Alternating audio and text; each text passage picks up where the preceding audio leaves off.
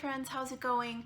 I hope that today's video can bring you a little sunshine in this crazy, unsure time that we're having right now. I hope you and your family are staying safe. I thought, you know what a great time for a book recommendation. I know there's so many authors that are putting their books on sale or reducing the price, or they're even free. So I thought, you know what? I'm gonna sit down, I'm gonna do this video, I'm gonna hope the best for you. I'm gonna hope that this brightens your day a little bit, and hopefully maybe you'll get a good book recommendation from it. The book we're going to talk about today is One Week Queen by Leigh. I did a previous video on her first book, which was 4-Day Prince Charming. This is the second book in that series. I have to say, and I don't think this is a secret, I know that I told Leigh this in the previous video, I was not sure about this character that this book is about. I was not sure if I liked her so much in 4-Day Prince Charming. 4-Day Prince Charming is about Lexi. One Week Queen is about Berkley. They are sisters. So we got a taste and we're introduced to Berkley, Queen Bee, as some of her family affectionately calls her. In 4-Day Prince Charming, we get a taste of her, and it's kind of an interesting situation how we get to know her. And I wasn't sure why she was the way she was. And I was interested and wanted to know why, because it was such an interesting set of circumstances. In 4-Day Prince Charming, we know that Lexi has taken custody of Berkley's kids and they are living with her. She has two girls, Monroe and both M words. Can't remember the other darling little one's name right now. And we know that Berkley was in rehab for addiction, and that Lexi took the girls into her home and raised them for a while. We find out a little bit more about Berkley and why she was in rehab in this book. This is her book. I have to say that I'm so glad. I mean, I kind of figured it would be this way, but I'm so glad that I read it, because, you know, I have a soft spot for people with addiction. It's not easy. It's heavy. It's heavy, and I didn't know how deep we were going to go in this book. We get enough that my curiosity was filled, and I appreciated that. And because I knew that that Berkley had an addiction, I wanted the best for her. I wanted her to make it through that. I wanted her to be on the other side of that. And this book is exactly that. We know that Lexi and Berkley's sister relationship is a bit strained. They love each other. Berkley thinks Lexi's like the perfect mom, the perfect sister, the perfect person, and that has always held things together for her, for the two of them. They were raised in kind of a tough environment in the foster care system. They only had each other. They worked themselves out later and wound up in a wonderful family with people that they call their parents to this day in the book. But we know that Lexi was the caregiver, and she takes care of everybody, and Berkley was one of those people. So there's a little bit of tension there between them. You can't help but see that. And I knew how Lexi felt from the previous book about it, so I was anxious to hear if if she recognized that, or if she just took advantage of Lexi. And she recognized it in a way that my heart really opened to her a lot. In the beginning of the book, Leigh laid the groundwork about their relationship, and as far as how it was going to go in this book, in a way. And this is what Berkley said about Lexi. Lexi manages her home differently and makes more money than me, but I'm going to do better. Not necessarily better than Lexi. I need to quit comparing myself to her. She doesn't deserve my hate or envy. It's time to let that go. And I was so happy to read that she wasn't Berkley wasn't, I painted a picture. I prejudged her. I did. Admittedly, I did. And reading this right off the bat gave me such hope for the book, and I was so happy about that. Berkley's definitely working through getting her life back together, and in doing that, she has to do kind of like community service. So she decides to go work for an animal shelter, and that gave me another peek into the window of Berkley, and I loved that. And she's talking to a coworker, and she's talking about her relationship with her sister, and this is what she says to him. He asks, "You don't like her?"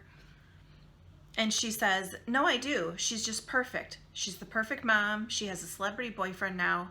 It's just, I don't want to resent her. She took care of me before we were adopted. She took care of my kids when I couldn't." Breathing out, I compose myself. Her shadow smothers me, and my family doesn't make it that way. I do.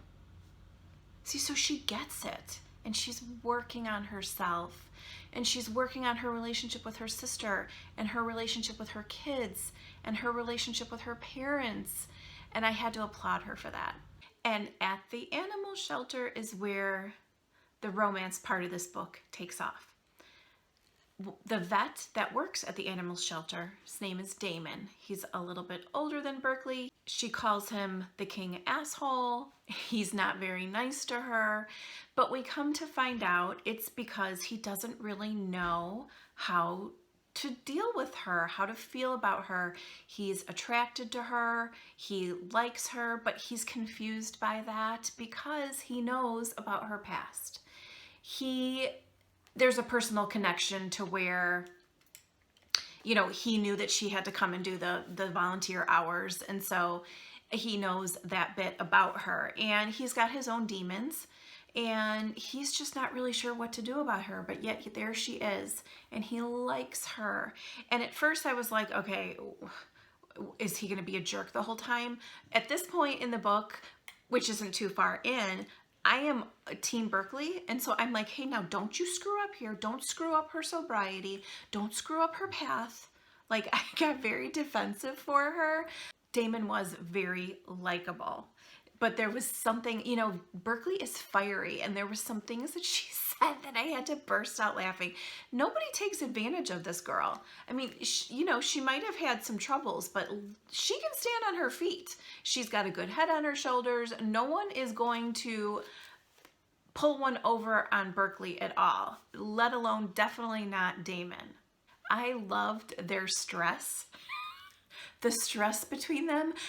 And I have to say stress because to me, that's what it felt like. I mean, I guess the other word could be angst, but it was really more like stress at this point.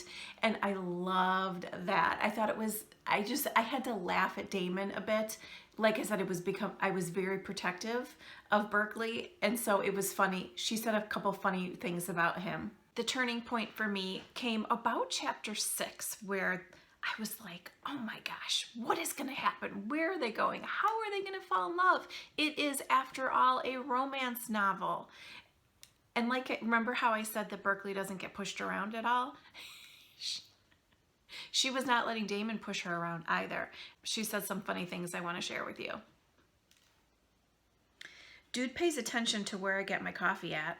I've spent so much time thinking Damon hates me, I never stopped to consider he didn't get the memo. It's no longer acceptable to be mean to the girl you like. I may have to educate him. I mean, she's not wrong, right? I just thought that was so funny because he was kind of like that. When Damon starts to come around and realize that she's so much more than what he saw on paper, I loved it. He said something that really touched me about her. Your melancholy soul. Damon covers my hand with his for a fleeting moment. Something about you is beyond bittersweet. There's something different about you today, Damon. You seem lighter. Damon's soft chuckle fills the air between us. Yes, I feel lighter. I shed some demons last night. And he described Berkley so perfectly, that she's bittersweet. And she is melancholy because she's had a tough time, but yet she is picking herself up and she is moving forward.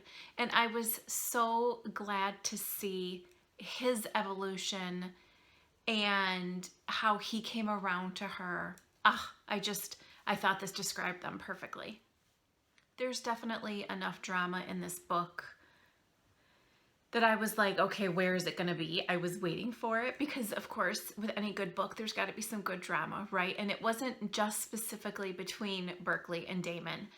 I was actually surprised where Leigh put it in, and I was like, oh, okay. I really did enjoy this book. I would highly recommend you read 4-Day Prince Charming first and then read 1 Week Queen. I'm so anxious to see what Leigh's going to write next. I really like her writing. She gives us enough romance, just enough drama. She gives us some witty, fun female characters. She's given us some swoony men. Chandler from 4-Day Prince Charming, oh my gosh. There's enough sexy in her books that you can sink your teeth into it. I just adore her writing so much. I like my love stories to be believable, for people to have real jobs, real situations, real families, and believable. And her books definitely have that. Thanks for hanging out with me today, guys. I'll see you soon. Bye. Go read some books.